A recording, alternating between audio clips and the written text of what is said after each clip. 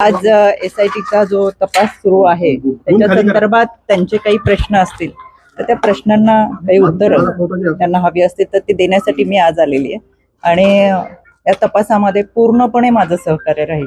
त्याच्यामुळे आता तपासाला सामोरं जात असताना जी मदत पोलिसांना असेल, इन्व्हेस्टिगेशन टीमला असेल, तपास अधिकाऱ्यांची जे काही प्रश्न असतील त्याला निश्चितपणाने मी सहकार्य। अनेक प्रश्न आपल्या संदर्भात उपस्थित करण्यात आले होते। या सगळ्या प्रकरणामध्ये आपण या अशोक खरातला कुठेतरी पाठीशी घातलं होतं असं देखील त्या ठिकाणी विधान केलं होतं।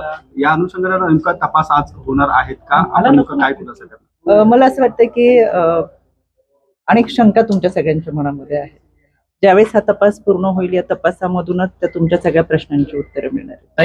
अंजली दवानी असं म्हटलेलं होतं की त्यांनी डीजीना देखील भेटला तर तुमची चौकशी होत नाहीये असं म्हटलेलं होतं आणि तुमचा यामध्ये गुन्ह्यात सहभाग आहे असं देखील आरोपी वारंवार। मला या गोष्टीची कल्पना नाही। सकाळी गाडी आरोपी करावी अशी वारंवार माझी मागणी आहे ती देखील केली जाते। या प्रकरणात आपण सह आरोपी करावं असं वारंवार त्या ठिकाणी मागणी केली जाते। कोण काय म्हटलंय किंवा कोणी काय बोललंय याची कल्पना मला नाही।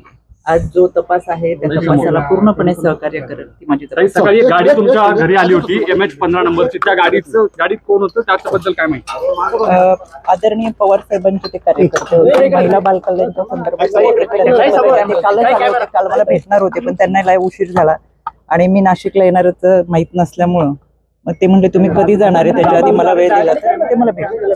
सकाळी भेट झाली तुमची पण फार गडबडीत झाली, त्यांना म्हणलं बसून आता चहा घेऊ जा, मी निघते। समता पतपेढी असेल किंवा जगदंबा चाकणकरांचा काय संबंध?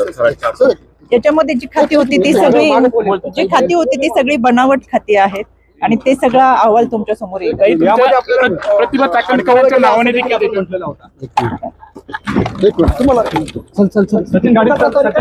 गाडी